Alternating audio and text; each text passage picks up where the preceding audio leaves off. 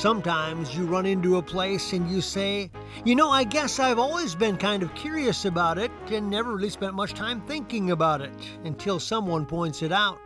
That someone is Tod Swormstedt. In Cincinnati, Ohio, he came up with an idea. He must have had a sign from somewhere. I had worked on a trade journal for the sign industry called Signs of the Times for about 28 years.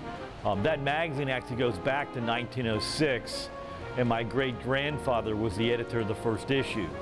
So it's been our family business for whatever that is, 108 years or so. I had spent a lot of time in sign shops, saw them throwing out stuff all the time. I did take a lot of history in college. I am a collector. If you saw my house, you'd say, yes, he's a collector. Put those three pieces together, you end up with a sign museum.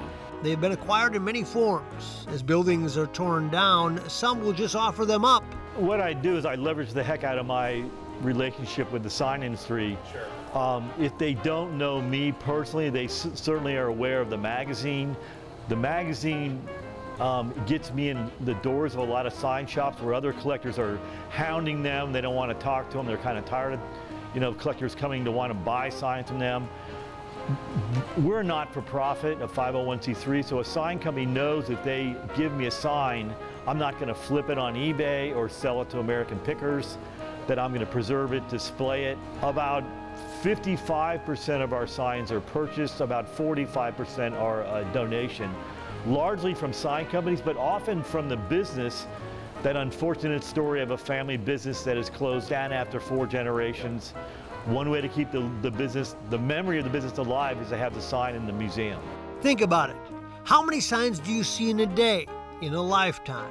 We are vaguely or subconsciously aware of the trends, such as the game changers, like when electricity came onto the scene. But as soon as you had electricity, you had light bulbs. As soon as you had light bulbs, you had light bulb signs. So that first period of electric signs is a period 1900 to late 20s.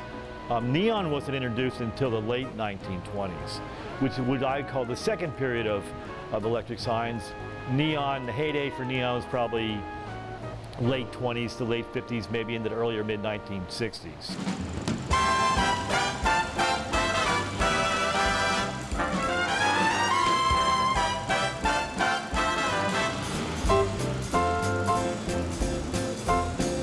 Yes, the juice lit up Las Vegas and beyond, calling attention to everything.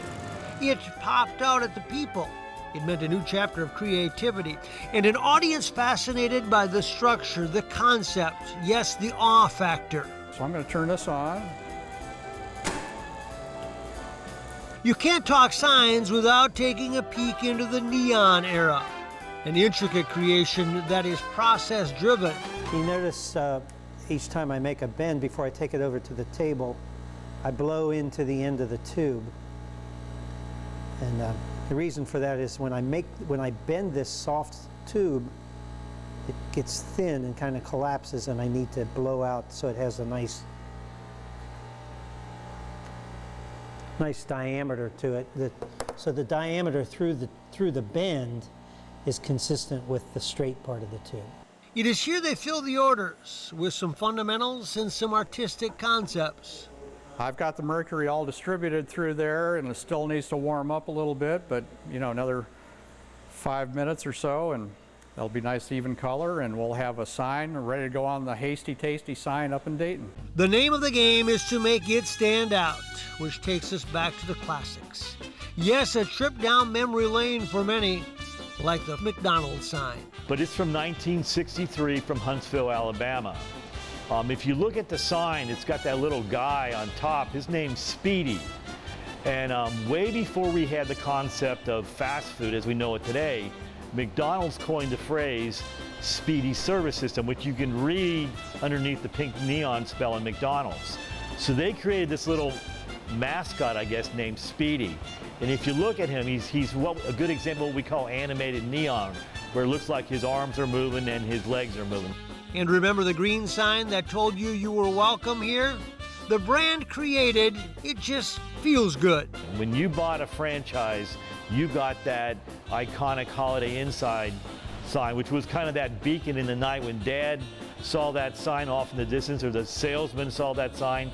He knew he was going to get a clean room at a certain price with a restaurant, etc. So that really launched that whole concept of the motel franchise. There's another hotel that started with a vision and a sign. The Howard Johnson sign we have is from upstate New York. It's 1958. If you look at the top of the sign, there's two figures and a dog. That actually is a metaphor for the nursery rhyme, Simple Simon, met a pieman, going to the fair. Howard Johnson actually got his start selling pies. So he used that theme on his early signs. What Tod has found is a love for the new and the old and the designs, a chance to peek into history, into contemporary, into creativity. Well, I like coming up with an idea and making it real. I don't want to say I'm bored with this. I mean, I enjoy being here.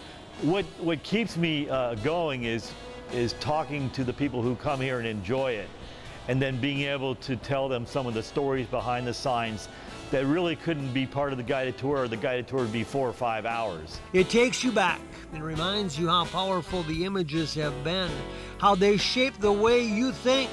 Yes, we've been branded by signs our whole lives without really realizing it.